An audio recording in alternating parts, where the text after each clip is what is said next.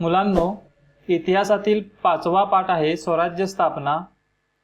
या पाठाचा अभ्यास आपण केलेला आहे। या पाठावर आधारित जो स्वाध्याय आहे तो स्वाध्याय आपण या व्हिडिओच्या माध्यमातून पाहणार आहोत। पहिला प्रश्न आहे, गटात न बसणारा शब्द शोधा। त्यामध्ये पहिला पुणे, सुपे, चाकण, बंगळुरू। त्यामध्ये पहिला पुणे, सुपे, चाकण, बंगळुरू। यामध्ये वेगळा शब्द आहे बंगळुरू, कारण पुणे, सुपे आणि चाकण हे त्या काळातील आपल्या महाराष्ट्रातील परगणे होते आणि बंगळुरू हा कर्नाटकातील भाग आहे। त्यामधील दुसरा, फलटणचे जाधव, जावळीचे मोरे, मुधोळचे घोरपडे, सावंतवाडीचे सावंत। यामध्ये गटात न बसणारा शब्द आहे फलटणचे जाधव, कारण जावळीचे मोरे, मुधोळचे घोरपडे आणि सावंतवाडीचे सावंत हे शिवाजी महाराजांच्या स्वराज्य निर्मितीच्या कार्यामध्ये अडथळा आणत होते। तिसरा, तोरणा, मुरुंबदेव, सिंहगड आणि सिंधुदुर्ग। यामध्ये गटात न बसणारा शब्द आहे सिंधुदुर्ग, कारण सिंधुदुर्ग हा जलदुर्ग आहे। प्रश्न 2, चला लिहिते होऊया। त्यातील पहिला, वीरमाता जिजाबाई यांनी शिवाजी महाराजांवर केलेले विविध संस्कार लिहा। उत्तर, वीरमाता जिजाबाई यांनी शिवाजी महाराजांवर पुढील विविध संस्कार केले। शील म्हणजे शुद्ध चारित्र्य, सत्यप्रियता, वाक्चातुर्य, दक्षता, धैर्य, निर्भयता, शस्त्रप्रयोग, विजयाकांक्षा व स्वराज्याचे स्वप्न। दुसरा प्रश्न आहे, शिवाजी महाराजांनी स्वराज्य स्थापनेची सुरुवात मावळ भागातून केली। उत्तर, पुणे जिल्ह्याचा पश्चिम व नैऋत्य दिशांचा प्रदेश मावळ भागात येत असे। हा प्रदेश डोंगराळ आणि दऱ्याखोऱ्यांचा असल्यामुळे दुर्गम होता। या भौगोलिक परिस्थितीचा फायदा घेऊन शिवाजी महाराजांनी स्वराज्य स्थापनेची सुरुवात मावळ भागातून केली। प्रश्न तिसरा, शिवाजी महाराजांचे सवंगडी व सहकारी यांची यादी तयार करा।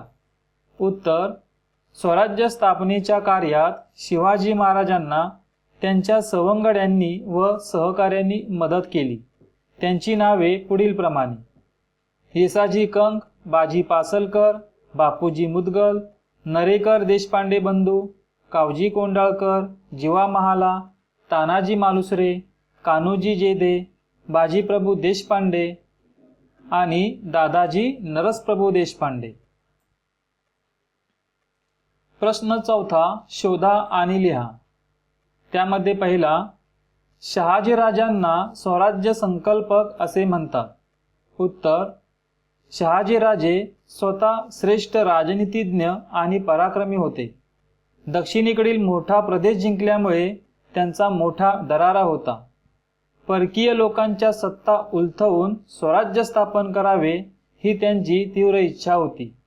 त्यासाठी शिवरायांना राजा बनण्यासाठी त्यांनी उत्तम शिक्षण देण्याची व्यवस्था केली होती। म्हणूनच शहाजीराजांना स्वराज्य संकल्पक असे म्हणतात। शिवरायांनी आरमार उभारणीकडे लक्ष का दिले? शिवरायांनी कल्याण व भिवंडी ही ठिकाणे जिंकली। या पश्चिम किनारपट्टीवर सिद्धी, पोर्तुगीज, इंग्रज या परकीय सत्तांची ठाणी होती। या सत्तांशी संघर्ष करायचा असेल तर आपले प्रबळ आरमार उभारले पाहिजे, याची शिवरायांना जाणीव झाली। म्हणून त्यांनी आरमार उभारणीकडे लक्ष दिले। शिवरायांनी आदिलशहाबरोबर तह का केला? त्याचं उत्तर आहे, शिवाजी महाराजांचा बंदोबस्त करण्यासाठी आदिलशहाने पाठवलेल्या सिद्धी जोहरने पन्हाळगडाला वेढा घातला होता। वेड्यातून सुटका करून महाराज विशाळगडावर पोहोचले। त्यावेळी शाहिस्ता खानाने पुणे प्रांतावर स्वारी केली। एकाच वेळी आदिलशाही आणि प्रबळ मुघलशाही या दोन सत्तांशी लढा देणे योग्य होणार नाही हे लक्षात घेऊन शिवरायांनी आदिलशहाबरोबर तह केला. शिवाजी महाराज पन्हाळगडावरून कसे निसटले? उत्तर: सिद्धीच्या वेढ्यातून बाहेर पडणे अशक्य झाल्यावर शिवाजी महाराजांनी सिद्धीशी बोलणी सुरू केली. त्यामुळे वेढा शिथिल झाला. याचा फायदा महाराजांनी घेतला. त्यांच्यासारखा दिसणारा शिवाकाशीद हा तरुण वेशभूषा करून पालखीत बसला. पालखी राजदिंडी दरवाजातून मुख्य रस्त्याने बाहेर पडली. दरम्यान शिवाजीराजे सहकाऱ्यांबरोबर अवघड वाटेने गडाबाहेर पडले व वेढ्यातून निसटून विशाळगडावर गेले. मुलांनो, पाठाखाली असलेला स्वाध्याय आपण पाहिला. सरावासाठी आणखीन काही प्रश्न आपण पाहूया. का ते फक्त एका वाक्यात लिहा.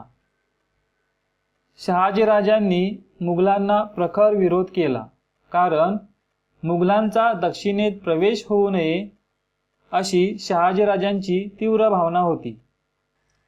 शिवकाळात किल्ल्यांना विशेष महत्त्व होते कारण किल्ला ताब्यात असला म्हणजे आजूबाजूच्या प्रदेशांवर नियंत्रण ठेवता येते.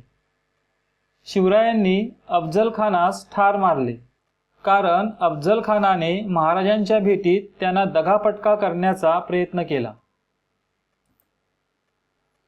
सिद्दी जोहरचा वेढा उठवण्यात नेतोजी पालकरला यश आले नाही कारण सिद्धीच्या सैन्यापेक्षा नेतोजी पालकरकडे खूप कमी सैन्य होते. महाराजांना विशाळगडाकडे कूच करणे शक्य झाले कारण बाजीप्रभू आणि त्याच्या सैन्याने घोडखिंडीत सिद्धीच्या सैन्याला थोपवून धरले होते.